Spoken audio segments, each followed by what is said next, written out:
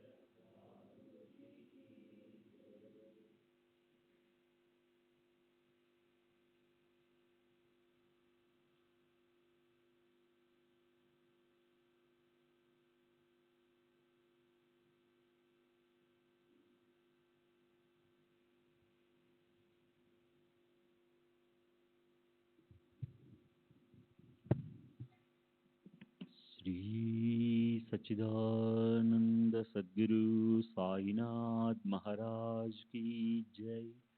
सद्गुरु श्री साईनाथ शरद बाबू जी की जय।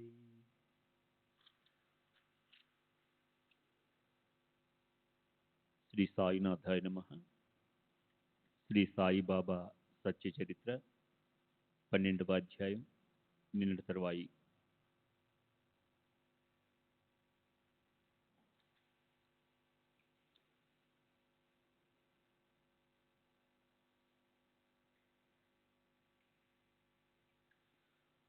ఖాందేశ్లో ఉండే డాక్టర్ మిత్రుడొకడు అనుకోకుండా సాయినాథుని దర్శనానికి వచ్చాడు. అతను 9 సంవత్సరాల తర్వాత కలిశాడని డాక్టర్కి ఎంతో ఆనందం కలిగింది. డాక్టర్ కూడా ఆ మిత్రుని వెనుక మసీదుకి దర్శనానికి వెళ్ళాడు. వెళ్ళి నమస్కరించగానే బాబా డాక్టర్ని ఇలా అడిగారు.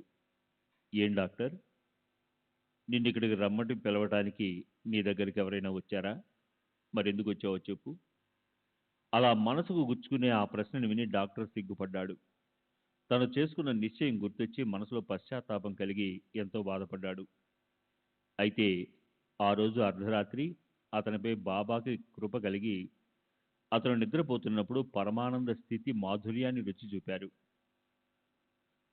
తరువాత డాక్టరు తన గ్రామానికి వెళ్ళిపోయినప్పటికీ ఆ సంపూర్ణ స్వానంద స్థితి అనుభవం 15 రోజులు అలాగే ఉండిపోయింది. అతనికి సాయి చరణాల్లో భక్తి పెరిగింది. ఇలా సాయి యొక్క వినూత్నమైన అనుభవాలను చెప్తూ పోతే గ్రంథం విస్తరిస్తుంది. అయితే అది అపరిమితం అవుతుందేమో అన్న భయంతో ఆపుతున్నాను. మొదట మూళే కథ విని శ్రోతల చిత్తానికి ఆశ్చర్యం కలుగుతుందేమో, కానీ అందులో సారాన్ని బోధని వారు అర్థం చేసుకోవాలి. ప్రతివారు తమ గురువులపై దృఢ విశ్వాసం పెట్టాలి. మరి వేరే ఎక్కడా ఉండకూడదు. ఆ భావార్థాన్నే మనసులో దృఢంగా పెట్టుకోవాలి. ఇంతకన్నా బాబా చేసిన ఈ లీలలో మరొక కారణం నాకు కనిపించడం లేదు. ఎవరేమని ఆలోచించినా అర్థం మాత్రం ఇదే. తమ గురువుకు గొప్ప కీర్తి ఉన్నా అసలు కీర్తి లేకపోయినప్పటికీ తమ గురువు వద్దే విశ్వాసం ఉండాలి. అదే ఇందులోని ఉపదేశం. పురాణ గ్రంథాలు శోధించినప్పటికీ వాటి నిండా ఇదే ఉపదేశం ఉంటుంది. అయినప్పటికీ అలాంటి అనుభవాలు కలగకుండా ఆ మాటల్లో విశ్వాసం పెట్టలేం. తమకు స్వయంగా ఖచ్చితంగా విశ్వాసం లేకున్నా స్వయంగా ఆత్మనిష్ట ఉన్నట్లు ప్రదర్శిస్తారు. వారి జన్మలో కలిగే కష్టాలన్నీ అడుగడుగునా స్పష్టంగా కనిపిస్తాయి.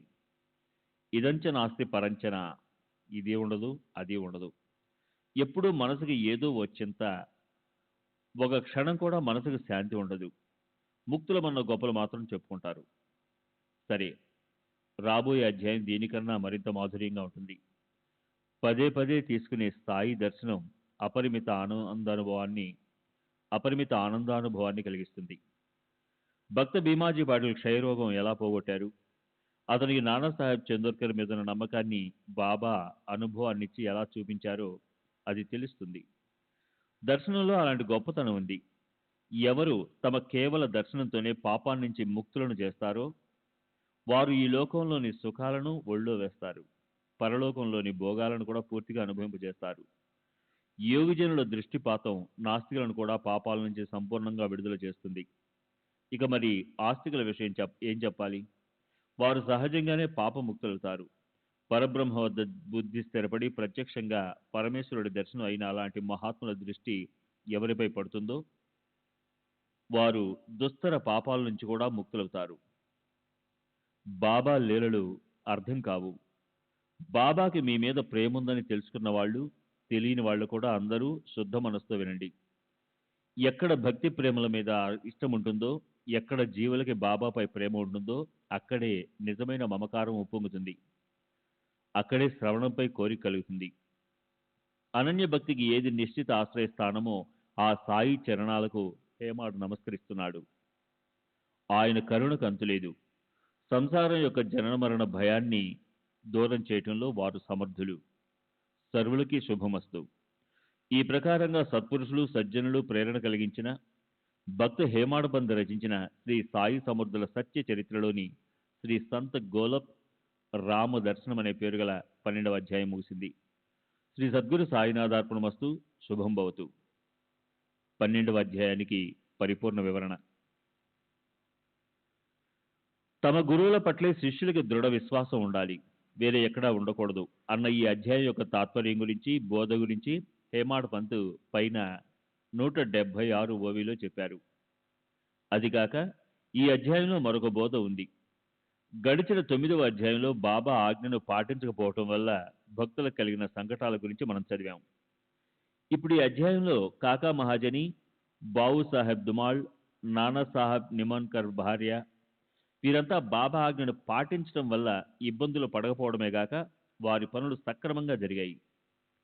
నాసిక్కి చెందిన మూళే శాస్త్రి బాబా ఇచ్చను గౌరవించి దక్షిణ ఇచ్చి మసీదుకి బాబా హారతికి వెళ్ళాడు. కనుకే అతనికి తన బ్రహ్మీభూతుడైన గోలబ్ గురువు మళ్లీ దర్శనమిచ్చాడు.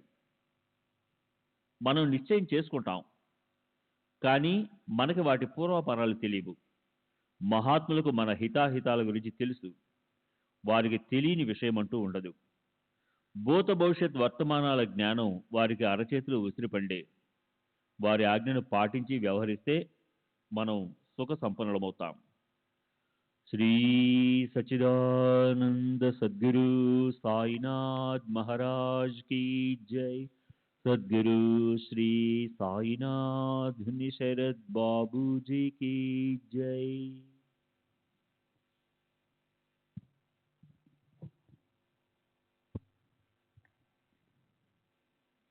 పదమూడవ అధ్యాయం. శ్రీ భీమాజీ క్షయ నివారణ. శ్రీ సాయిబాబా భీమాజీ పాటిల్ క్షయరోగాన్ని నయం చేయడం. శ్రీ సాయిబాబా మాటలు ఒక్క వాక్యంలో సంక్షిప్తంగా భావాన్ని వ్యక్తం చేసేటట్లుగా ఎంతో చిన్నవిగా ఉండేవి. అయితే అర్థ గాంభీర్యం వల్ల వాటిని తెలుసుకోవడం కష్టంగా ఉండేవి. వైశాల్యంతో అవెంతో ప్రశస్తంగా ఉండేవి. అయితే ఐక్యతలో కూడా అవి అలాగే ఉండేవి. అలా బాబా మాటలు వాటిలోని భావార్థం మూలంగా ఎంతో గంభీరంగా ఉండేవి. ఎప్పటికీ నిరర్థకంగా లేదా వ్యర్థ ప్రేలాపనలుగా ఉండేవి కావు. ఎంతో సౌమ్యంగా, శాంతంగా, అత్యంత అమూల్యమైనవిగా ఉండేవి. మొదటి నుంచి చివరి వరకు ఒకేలాగా ఉండేవి. దైవశాత్తు ప్రాప్తించిన దానితో తృప్తిపడి వ్యవహరించాలి. సదా సంతుష్టులై ఉండాలి. దేన్ని గురించి చింతించకూడదు. అరే, నేను ఇల్లు వాకిలి లేని ఫకీరుని. ఏ బాధరాబందీ లేకుండా చింతలన్నీ వదిలేసి ఒక్కచోట హాయిగా కూర్చున్నాను. అయినా అనివార్యమైన ఈ మాయ నన్ను కూడా బాధిస్తూ ఉంది. నేను దాన్ని మర్చిపోయాను.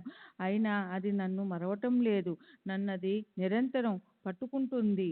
అది హరి యొక్క ఆదిమాయ. బ్రహ్మదేవుడు మొదలైన వారిని కూడా అది ఆకాశానికి ఎగరగొట్టేస్తుంది. అక్కడ నాలాంటి నిరుపేద ఫకీరు అనగా ఎంత? హరి ప్రసన్నుడైతేనే దాని పీడ విరగడ అవుతుంది. హరి యొక్క అఖండ భజన చేయకుండా మాయని నివారించడం శక్యం కాదు. అలా మాయ గొప్పతనాన్ని బాబా తమ భక్తులకు చెప్తూ ఉండేవారు. హరిసేవతో, పూజతో దాన్ని శాంతింపజేయడానికి సదా భజన చేసే స్థితిని ప్రశంసిస్తూ ఉండేవారు. మహాత్ములు నా చైతన్యమూర్తులు అని శ్రీకృష్ణ భగవానులు భాగవతంలో ఉద్ధవుడికి స్పష్టంగా చెప్పిన మాటలు తెలియని వారెవరు? కనుక భక్తుల శ్రేయస్సు కోసం దయాసాగరులైన సాయి సమర్థుల సత్య అర్ధయుక్త పలుకులను వినమ్రతతో వినండి. పాపాలు కడుక్కుపోయిన ఆ నిజమైన పుణ్యాత్ములే నా భజనను పట్టుకుంటారు. వారే నన్ను తెలుసుకుంటారు. సాయి సాయి అని నిత్యం ఉచ్చరిస్తే నేను సప్త సముద్రాల అవతల ఉన్న శ్రద్ధతో విచారపూర్వకంగా వారిని రక్షిస్తాను. ఈ నా మాటల మీద విశ్వాసం పెట్టండి. అప్పుడు ఖచ్చితంగా మీకు శ్రేయస్సు కలుగుతుంది. నాకు ఏ రకమైన పూజ అవసరం లేదు. నాకు అష్టోపచార, షోడశోపచార పూజలు, ఉపచారాలు అక్కర్లేదు. అపరిమిత భక్తిభావం ఉన్న చోటే నా నివాసం ఉంటుంది అని బాబా భక్తులపై ప్రేమ వల్ల పదే పదే చెప్పేవారు. ప్రేమలొలికే ఆ మాటలు ఇప్పుడు గుర్తుకు తెచ్చుకొని మనసుని పరవశింపచేద్దాం. అలా వారు శరణన్న వారిని వెన్నంటి ఉండే దయామయులైన సాయిసకుడే భక్తుల పక్షం చక్కగా వహించి ఆయన చేసిన విశేషం చూడండి. అనేక చోట్ల తిరిగే మనసుని శ్రద్ధాయుక్తంగా ఏకాగ్రం చేసి ఈ వినూత కథా సుమాన్ని సమూలంగా ఆగ్రహించండి. అప్పుడు మీ కార్యాలు సాఫల్యం చెందుతాయి. సాయి నోటి నుండి జాలువారే అమృత వృష్టి ఇక్కడ తుష్టిని కలిగిస్తుంది. తమకు హితం కలిగించుకోవాలని మనసులో ఉంటే షిరిడి రావడంలోని శ్రమని ఎవరు విసుక్కుంటారు? గడిచిన అధ్యాయంలో జరిగిన కథ ఇది. ఒక అగ్నిహోత్రునికి సమాధిగతులైన అతని గురు దర్శనాన్నిచ్చి బాబా అతన్ని ఆనందింపజేశారు. ఇప్పుడు ఈ అధ్యాయం అంతకంటే మధురంగా ఉంటుంది. క్షయరోగంతో కృంగి కుషించిన ఒక భక్తుడిని స్వప్నంలో శిక్షించి బాబా అతనికి ఆరోగ్యాన్ని ప్రసాదిస్తారు. కాబట్టి భావిక భక్తులు పాపాలను నాశనం చేసే నిగూఢమైన ఈ సాయినాథుని చరిత్రను బాగా శ్రద్ధగా వినండి. ఈ చరిత్ర పుణ్యప్రదమైనది. ఇది సర్వులను పవిత్రులను చేయగలది. అంతెందుకు, ఇది గంగానది పవిత్ర జలమే. ఇహపర లోకాల హితాన్ని సాధింపజేయగల ఈ చరిత్రను వినే శ్రోతల చెవులు ధన్యం. ఈ చరిత్రను అమృతంతో పోల్దామంటే అమృతం ఏమన్నా దీనికంటే మధురంగా ఉంటుందా? అమృతం కేవలం ప్రాణాన్ని రక్షిస్తుంది, కానీ ఈ చరిత్ర మాత్రం జన్మ రాహిత్యాన్ని ఇస్తుంది. తమకు సంపూర్ణ అధికారం ఉందని భావించే ప్రాణులు, తమకిష్టం వచ్చినట్లు తాము చేయగలమని భావించేవారు ఈ కథను విని తీరాలి. నిజంగానే జీవుడు ఒక వేళ స్వతంత్రుడైతే మరి సుఖ సుందరి కోసం రాత్రింబవళ్ళు కష్టపడినా కూడా అతనికి దుఃఖమే ఎదుర్కొ ఎదురు కలుగుతుంది. ఇది విధి ఆడే వింత ఖేల. దుఃఖాగ్ని కీలలను దూరం చేసుకోవడానికి అడుగడుగున అత్యంత జాగ్రత్తగా ఉన్నప్పటికీ అది పని కట్టుకొని మరీ మనలను వెతుక్కుంటూ మన వెనక పడుతుంది. తప్పించుకోబోతే మెడకొచ్చి చుట్టుకుంటుంది. తీసి పారేద్దామంటే మరింతగా పెనవేసుకుంటుంది. అహోరాత్రులు ఎంతో శ్రమపడి అలిసిపోయే జీవుల ఈ చేతలు వ్యర్థ ప్రయాసాలే. జీవులు ఒకవేళ నిజంగా స్వతంత్రులైతే సంపూర్ణంగా సుఖ అప్సరాంగనని ఆలింగనం చేసుకొని స్వాధీనం చేసుకునేవారు. దుఃఖాన్ని పొరపాటున కూడా అనుమాత్రం అంటేవారు కాదు. స్వతంత్ర బుద్ధి ఉండి ఉంటే పాపం చేయడం ఎప్పటికీ జరిగేది కాదు. పుణ్యమే పుష్కలంగా సంపాదించుకొని సుఖాలనే సమృద్ధిగా పెంచుకునేవారు. అయితే జీవులు స్వతంత్రులు కారు. వారి వెనుక కర్మతంత్ర ఉంటుంది. ఆ తంత్ర ఆడే ఆట అతి విచిత్రం. కర్మలన్నిటినీ చేసే సాధనం ఆ వైపు జీవులు లక్ష్యం పెడతారు. అయితే పాదాలు మాత్రం పాపకర్మల వైపు పరిగెడతాయి. మంచి పనుల వైపు మరలి వాటిని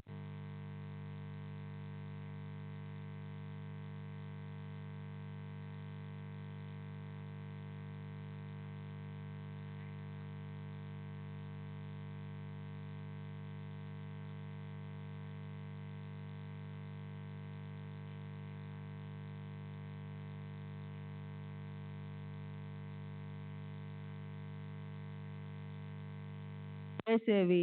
దైవ సంకల్పం విలక్షణమైనది. లాభం లేదా హాని అనేవి మనకు తెలియకుండానే కలుగుతాయి. కర్మభోగాలు నడుచుకుంటూ వచ్చేస్తాయి. లేనిపోని రోగాలు శరీరంలో పుట్టుకొస్తాయి. క్రీస్తు శకం 1909వ సంవత్సరం భీమాజీకి దురదృష్టకరమైన పీడను కలిగించింది. విపరీతమైన దగ్గుతో క్షయరోగం పట్టుకుంది. జ్వరం రావడం మొదలెట్టింది. భరించరానంతగా దగ్గు వచ్చింది. జ్వరం కూడా విపరీతంగా పెరగసాగింది. రోజు రోజుకి అది తీవ్రంగా పెరుగుతూ పోయింది. భీమాజీ నిరాశపూరితుడయ్యాడు. నోటి నుంచి 24 గంటలు కఫం వచ్చేది. అటు ఉప్పు ఇటు తీపి కాని నీరు, రక్తాలతో కూడిన వాంతులయ్యేవి. కడుపులో ఒకటే త్రుప్పుతా ఉండేది. ప్రాణం విలవిలలాడిపోయేది. అలా రోగంతో పీడించబడుతూ భీమాజీ మంచానికి అంటుకుపోయాడు. కాళ్ళు చేతులు బలహీనపడి అతను క్షీణించిపోయాడు.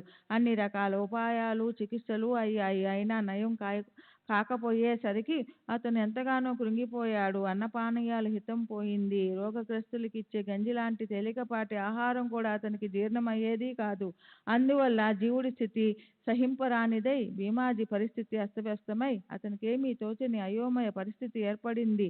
దేవతలకు అన్ని రకాల పూజ అర్చనలు సేవలు చేశారు. నైవేద్యాలు వైద్యులు డాక్టర్లు చేతులెత్తేశారు. పాపం భీమాజీ తాను జీవిస్తాడన్న ఆలోచనకు నీళ్లు వదిలేశాడు. అతను విచారంతో కృంగిపోయాడు. పాటిల్ మనసు కుమిలిపోయింది. ఇక తానెంతో కాలం బ్రతికి ఉండడు అనిపించసాగింది. రోజు రోజుకి ఎంతగానో నీరసపడి కృషించిపోయాడు. రోజులు అతి కష్టంతో ఏడ్చసాగాడు. కులదేవతను ఎంతగానో ఆరాధించాడు. ఆమె కూడా ఆరోగ్యాన్ని ఇవ్వలేదు. జ్యోతిష్కులని, భూత పిశాచాలను పోగొట్టేవారిని, మాంత్రికులను అడిగి అడిగి పాటిల్ అలసిపోయాడు. కొందరు ఇది శారీరక రోగమే, ముఖాన రాసిపెట్టబడ్డ యోగం పూర్తిగా అనుభవించక తప్పదనిపిస్తుంది, మానవ ప్రయత్నాలు ఏమీ పని చేయకపోవచ్చు అన్నారు. డాక్టర్లయ్యారు, హకీములయ్యారు. ఉపచారాలు చేసి చేసి అందరూ అలసిపోయారు. ఎవరి ప్రయత్నాలు ఫలించలేదు. అన్ని రకాల ప్రయత్నాలు అయిపోయాయి. దేవా, ఏదీ పనిచేయటం లేదు. నేనేం పాపం చేశాను? అదెలాంటి పాపం అని పాటిల్ అత్యంతగా ఆక్రోశించాడు. దైవం ఎంత విలక్షణమైన వాడు. సుఖాల్లో మునిగితేలే వారికి తన స్మరణను ఒక క్షణం కూడా అవనీయడు. నిజంగా ఆయన లీలలు అద్భుతం. మరి ఆయన మనసుకి తోచినప్పుడు అనేక రకాల కష్ట పరంపరలు పంపించి తన స్మరణ చేయించి భక్తుల చేత నారాయణ పరుగునరా అని అనిపిస్తారు. సరే, దుఃఖంతో వ్యాకులం చెందిన భీమాజీ పిలుపుని విని దేవుడు వెంటనే పరవళ్ళు తొక్కే ప్రేమతో పరుగున వచ్చాడు. శ్రీ సచ్చిదానంద సద్గురు సాయినాథ్ మహారాజ్ కీ జై. సద్గురు శ్రీ సాయినాథుని శరత్ బాపూజీకి జై. మంచి పనుల వైపు మరలి వాటిని వెతుకుతూ పోతే చెడు కర్మలే శరీరాన్నొచ్చి చుట్టుకుంటాయి. పూణే జిల్లా జున్నర్ తాలూకాలోని నారాయణగావ్కు చెందిన భీమాజీ పాటిల్ కథను ఇప్పుడు వినండి. అది నోరూరించే మధురామృతమే. భీమాజీ ఇల్లు సుఖ సంపన్నంగా ఉండేది. నానాసాహెబ్ చందోర్కర్కి లేఖ వ్రాయాలనిపించింది. భీమాజీకి నానాసాహెబ్ ఏదో ఒకటి చేస్తాడు, ఇది ఇతరులు ఎవరి వల్ల కాదని పాటిల్కి పూర్తి విశ్వాసం కలిగింది. అదే అతని పాలిట శుభశకునమైంది.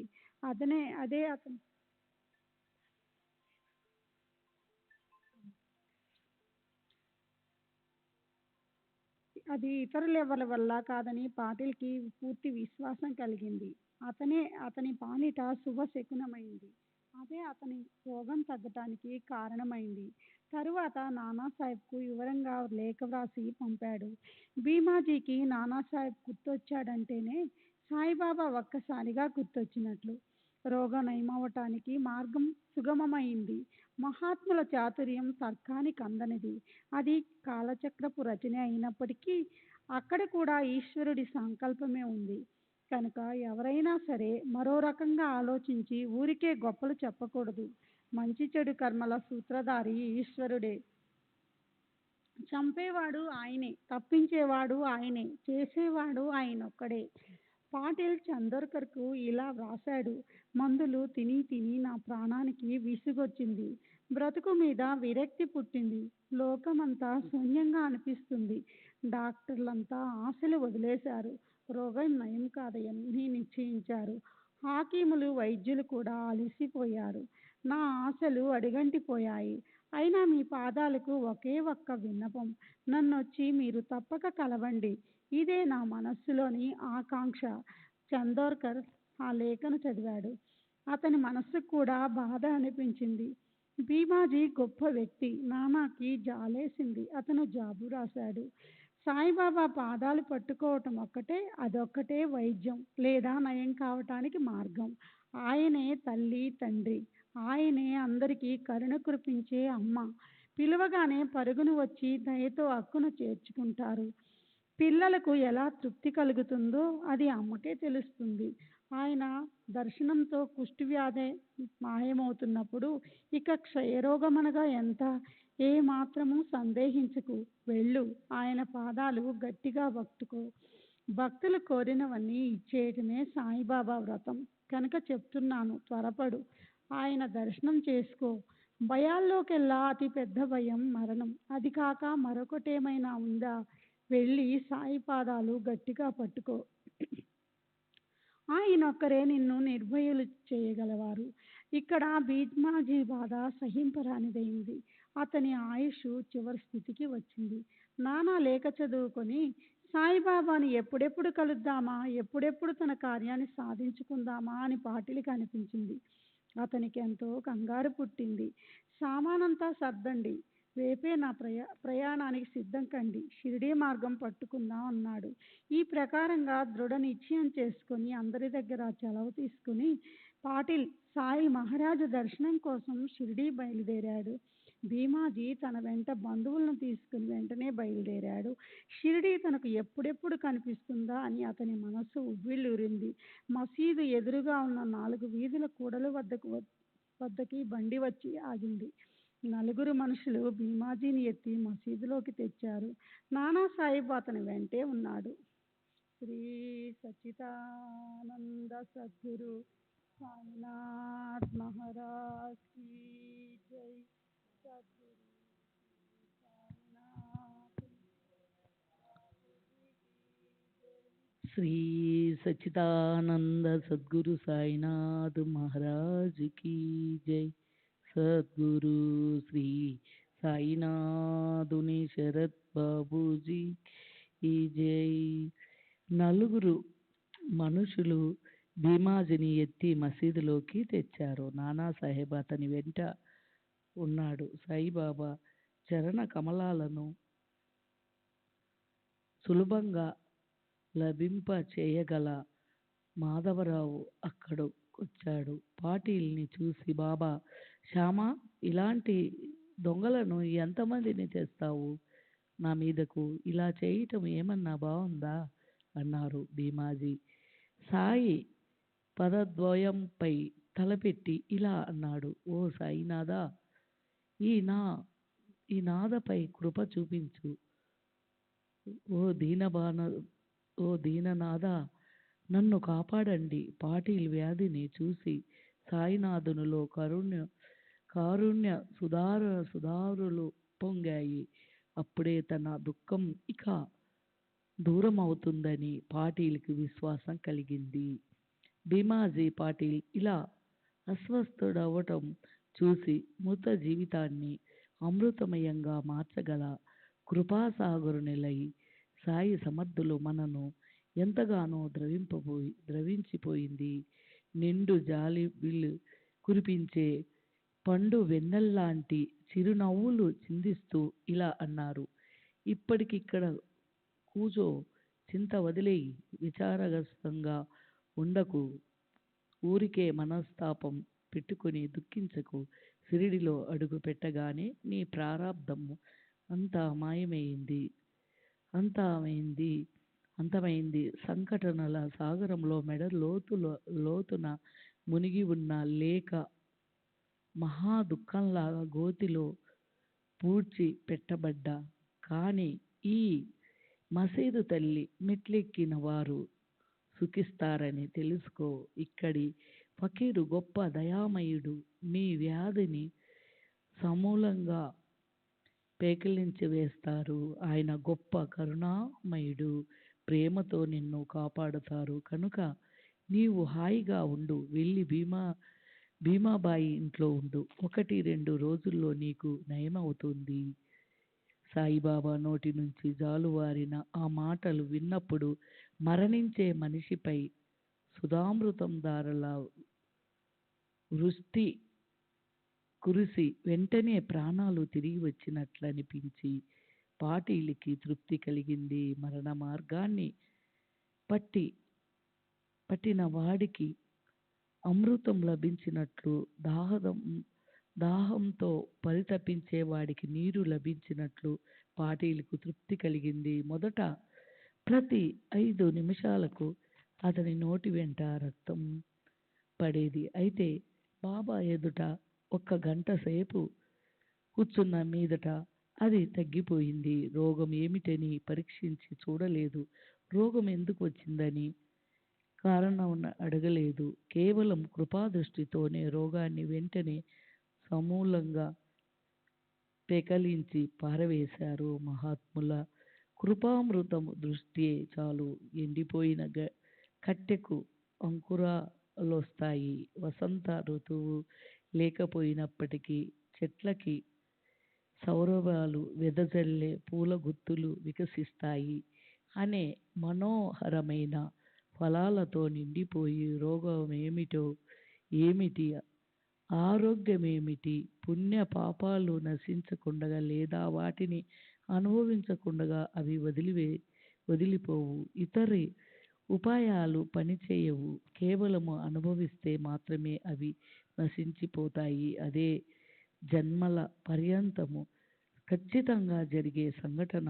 అనుభవించకుండగా మరో ఉపాయంతో అని నివృత్తి కావు. అయితే అలాంటప్పుడు అదృష్టవశాత్తు కలిగిన ఒకానొక మహాత్ముడి దర్శనం వ్యాధి అనే దుఃఖాన్ని నశింపజేయగల ఔషధము. అప్పుడు రోగంతో పీడించబడే వ్యక్తి తన రోగాన్ని యాతన లేకుండా సహించగలుగుతాడు. రోగం కఠోరమైన పీడలను లేదా క్లేశాలను అనుభవింపచేస్తుంది. అయితే మహాత్ములు కరుణామృత దృష్టిని ప్రసరించి ఆ రోగ భావాన్ని నివారించి వారి దుఃఖ తీవ్రతను లేకుండగానే నివారిస్తారు. బాబా పలికిన పలుకులు ఖచ్చితంగా రోగ నివారణకు ఔషధ గుళికలు, నిశ్చయంగా నయం చేసే ఔషధాలు అవి. శ్రీ సచ్చిదానంద సద్గురు సాయినాథ్ మహారాజ్ కి జై. సద్గురు శ్రీ సాయినాథుని శరత్ బాబుజీకి జై. ఒకసారి నల్ల కుక్కచే పెరుగన్నం తినిపించి ఒక భక్తుడి చలి జ్వరాన్ని నయం చేశారు. కథలో పిట్ట కథదేమిటి అనిపించొచ్చు, కానీ ఈ సారాంశాన్ని వింటే అది ఉచిత కథ అని తెలుస్తుంది. సరే, అసలు వాటిని గుర్తు చేసేవారు కూడా సాయే. నా కథను నేనే చెప్తాను అని సాయి చెప్పారు. ఆయనే ఇప్పుడు ఈ కథను నాకు గుర్తు తెప్పించారు. బాలా గణపతే అనే పేరుగల ఒక దర్జీ బాబాకు గొప్ప భక్తుడు. అతను ఒకసారి బాబా ముందుకొచ్చి ఎంతో దీనంగా ఇలా విన్నపం చేశాడు. బాబా, నేనేం పాపం చేశానో గాని నన్నీ చలి జ్వరం వదలటం లేదు.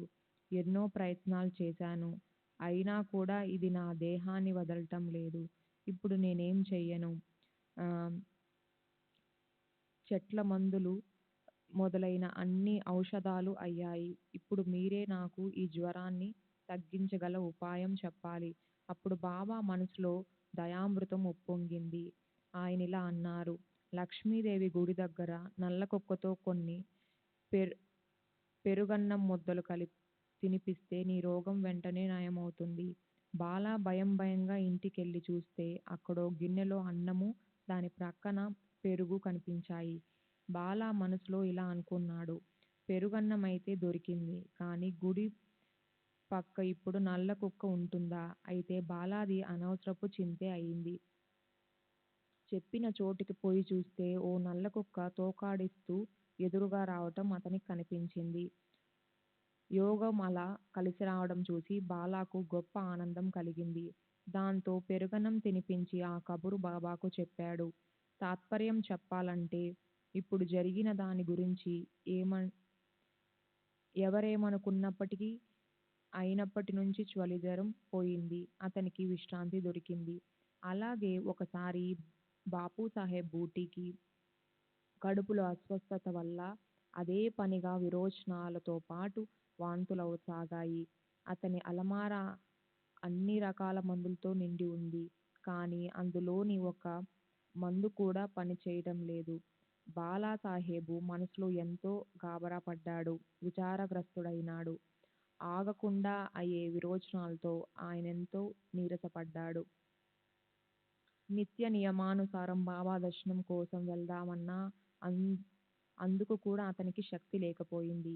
ఈ సంగతి బాబా చెవిన పడింది. ఆయన బాపూసాహెబ్ని పిలిపించి తమ ఎదుట కూర్చోపెట్టుకొని ఇలా అన్నారు. ఖబర్దార్, ఇక మీదట మల విసర్జనకు వెళ్ళకూడదు. వాంతులు కూడా ఆగిపోవాలి. తర్వాత అతని వైపు చూసి తర్జనితో బెదిరిస్తూ మళ్ళీ అవే మాటలన్నారు. గమ్మత్తేమిటంటే ఆ మాటలు భయంతో 2 రోగాలు పారిపోయాయి. బూటీకి నయమైంది. మరొకసారి షిరిడీలో కలరా ప్రబలినప్పుడు దాంతో బూటీ చాలా అవస్థపడ్డాడు. వాంతులు, విరేచనాలు విపరీతంగా అయి అతని ప్రాణాలు దాహంతో విలవిల్లాడాయి. కడుపులో వికారం పుట్టింది. డాక్టర్ పిల్లే ఆ దగ్గరలోనే ఉన్నాడు. అతను అన్ని ఉపాయాలు చేశాడు. చివరికి ఏదీ ఉపయోగపడలేదు. అప్పుడు పిల్లే బాబా వద్దకెళ్ళాడు. జరిగిందంతా చెప్పి ఇలా అడిగాడు. కాఫీ త్రాగమంటారా, నీరు త్రాగించనా, ఏది మంచిది? బాబా ఇలా అన్నారు. అతనిచే అక్రూట్, బాదాం, పిస్తాలను వేసిన పాలు త్రాగించమని. అదే అతనికి జావల అంటే పప్పు, నూకలు మరిన్ని నీళ్లలో ఉడికించి చేసిన ద్రవం మీది తేట పనిచేస్తుంది. అప్పుడు అతని దాహం తీరి వెంటనే రోగం తగ్గుతుంది. నిజంగానే ఆ జావ త్రాగగానే బూటి బాధ తగ్గిపోయింది. అక్రూటు, పిస్తా, బాదం తింటే కలరా తగ్గడం అనేది చాలా ఆశ్చర్యం. అయితే బాబా మాటలపై ఉన్న విశ్వాసంతోనే అన్నీ సఫలమవుతాయి. అక్కడ సందేశంతో పనిలేదు. ఒకసారి ఆలందీకి చెందిన ఓ స్వామి సాయి సమర్థుల దర్శనం చేసుకోవాలనే కోర్కెతో షిర్డీ గ్రామానికొచ్చాడు. బాబా నివాసమైన మసీదుకి చేరుకొన్నాడు. అతనికి చెవికి సంబంధించిన అనారోగ్యం. అందువల్ల అతనికి శాంతి, నిద్ర కరువయ్యాయి. శస్త్రచికిత్స చేసినప్పటికీ ఆహ్, పిసరంతైనా ప్రయోజనం కనిపించలేదు. పోటు విపరీతంగా పెరిగిపోయింది. ఏ ఉపాయమూ కనిపించలేదు. కనుక షిరిడీ నుంచి వెళ్ళిపోవాలనుకుని బాబా ఆశీస్సుల కోసం అతను మసీదుకెళ్ళాడు. సాయి చరణాలకు నమస్కరించి విభూది ప్రసాదం లభించిన తర్వాత స్వామి సదా సర్వదా తమపై కృప చూపమని, తనని ఆశీర్వదించమని కోరాడు. మాధవరావు దేశపాండే అప్పుడక్కడే ఉన్నాడు. అతను స్వామి చెవి వ్యాధి గురించి బాబాకి విన్నపం చేశాడు. బాబా కూడా అల్లా అచ్చా కరేగా, అల్లా మంచి చేస్తారు అని స్వామికి ధైర్యం చెప్పారు. అలా ఆశీస్సులు లభించాక స్వామి తిరిగి పూణే వెళ్ళిపోయాడు. అతని నుంచి 8 రోజుల తర్వాత ఓ జాబు వచ్చింది. బాబా ఆశీర్వదించిన మరుక్షణం చెవి పోటు తగ్గిపోయింది. వాపు మాత్రం అలాగే ఉండిపోయింది. మళ్ళీ శస్త్రచికిత్స చేయాలని ముంబైకొచ్చి ఇదివరకటి డాక్టర్ దగ్గరే చూపించుకున్నారు. మరి బాబాకి ఈ ఇబ్బంది గురించి ఎలా తెలిసిందో ఏమో గాని చెవి వద్దనున్న వాపు డాక్టరుకి కనిపించలేదు. డాక్టర్ ఇప్పుడు శస్త్రచికిత్స చేయవలసిన అవసరం లేదు అన్నాడు. ఈ ప్రకారంగా బాబా కేవల ఆశీర్వాదంతో స్వామి భయంకర చింత దూరమవటం అందరికీ ఆశ్చర్యం గొలిపింది. అలాంటిదే మరో కథ ఈ సందర్భంలో చెప్పడం ఉచితమనిపిస్తోంది. ఇప్పుడు ఈ కథ శ్రోతలకు చెప్పి ఈ అధ్యాయాన్ని ముగిస్తాను. మసీదు సభామండపంలో నేల మీద బండలు పరచటం మొదలవటానికి 8 రోజుల ముందు కాకా మహాజనికి సహింపరాని అజీర్ణం చేసింది. అతనికి విపరీతంగా విరోచనాలు అవసాగాయి. ఆయనెంతో బాధపడ్డాడు. అతను లోలోపల బాబాపై భారం వేసి ఔషధాలు కానీ, చిట్కాలుగా ఏ మందులు గానీ వాడలేదు. సాయిబాబా పూర్ణ సర్వజ్ఞులని మహాజనికి తెలుసు కనుక తన బాధను బాబాకి చెప్పలేదు. ఆయన తలుచుకున్నప్పుడే దాన్ని బాగుచేస్తారని విశ్వాసం ఉండడం వల్ల అతనా వ్యాధిని భరించాడు. ప్రారబ్ధాన్ని ఆనందంగా అనుభవిస్తాను, కానీ పూజలో మాత్రం అవాంతరం కలగకూడదు అన్న ప్రబల ఇచ్ఛ కాకా మనసులో ఉంది. తర్వాత విరోచనాలు ఎన్ని అయినా సరే హారతి మాత్రం తప్పిపోకూడదని కాకా ఏం చేశాడో చూడండి. ఒక చెంబు నిండా నీరు నింపుకొని చీకట్లో కూడా అది చేతికందేట్లుగా దాన్ని మసీదులో ఒక మూల పెట్టాడు. స్వయంగా బాబా పాదాలు నొక్కడం కోసం బాబా దగ్గర కూర్చున్నాడు. హారతికి ఎప్పుడు ఉండాలన్న తన నియమాన్ని పాటించాడు. కడుపులో విరేచనానుమానం కలిగినప్పుడు చేతికందేంత దూరంలో ఉంచుకున్న చెంబు తీసుకొని ఏకాంత స్థలానికి వెళ్ళి శౌచం పూర్తి చేసుకొని తిరిగొచ్చేవాడు. శ్రీ సచ్చిదానంద సద్గురు సాయినాథ్ మహారాజ్ కీ జై. సద్గురు శ్రీ సాయినాథుని శరత్ బాబు. సరే, అప్పుడు తాత్యాబా నేలపై బండలు పరిచే పనికి అనుమతి అడిగినప్పుడు బాబా అతనితో ఏమన్నారో వినండి. నేను లెండికి పోతున్నాను. అక్కడి నుండి తిరిగి వచ్చాక ఈ బండలు పరిచే పని మొదలు పెట్టండి. తర్వాత బాబా తిరిగి వచ్చారు. ఆసనంపై కూర్చున్నారు. కాకా మహాజని వచ్చి ఆయన పాదాలు నొక్కటం ప్రారంభించాడు. అప్పుడు కోపర్గాం నుంచి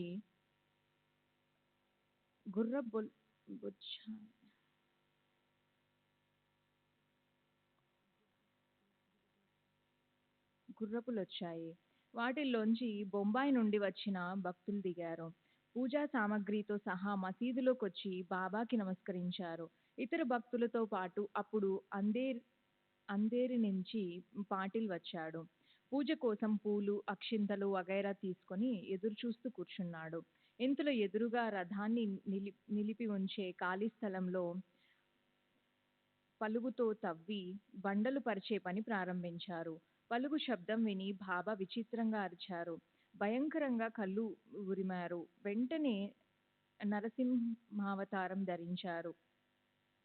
పలుగుతో ఎవరు కొట్టేది? వాళ్ళ నడుం విరిచేస్తాను అని బాబా సటకా తీసుకుని లేచారు. అందరూ భయపడిపోయారు. కూలీలు పలుగుని వదిలేసి పారిపోయారు. అందరూ లేచి పరిగెత్తారు. కాకా కూడా భయపడ్డాడు. ఇంతలో బాబా అతని చేయి పట్టుకుని ఇలా అన్నారు, ఎటు పోతున్నావు? కూర్చో. అప్పుడు తాత్యా కోతే, లక్ష్మీబాయి వచ్చారు. వారిని చూచి బాబా ఇష్టమొచ్చినట్లు శాపనార్థాలు పెట్టారు. ప్రాంగణం బయట ఉన్న వారిని కూడా బాబా చివాట్లు పెట్టారు. ఇంతలో బాబా అక్కడ పడి ఉన్న వేయించిన వేరుశనగ పప్పు గింజలు సంచిని చేత్తో తీసుకున్నారు. బాబా కోపగించినప్పుడు భయంతో అన్ని వైపులా పారిపోయిన వారిలో ఉమ్, ఒకరిద్దరు ఉండొచ్చు ఒకరిదై ఉండొచ్చు ఆ సంచి. ఆ పప్పులు 1 కిలో ఉండి ఉంటాయి. బాబా గుప్పెట్లో వాటిని బయటకు తీసి చేతులతో నలిపి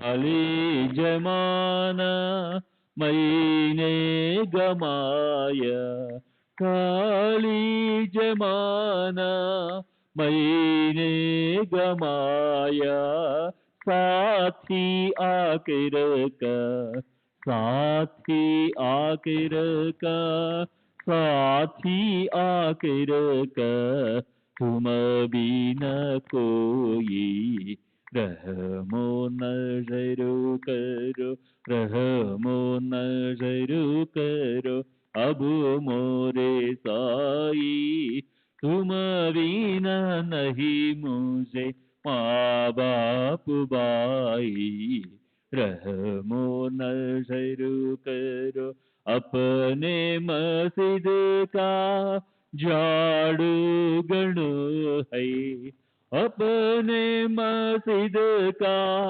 झाड़ू गणो है, मालिक हमारे, मालिक हमारे, मालिक हमारे, तुम बाबा साई, रहमो नजरो करो, रहमो नजरो करो, अब मोरे साई, तुम बिना नहीं मुझे माँ बाप भाई, रहमो नजरो करो। श्री सच्चिदानंद सद्गुरु साईनाथ महाराज की जय। सद्गुरु श्री साईनाथ शरद बाबू जी की जय।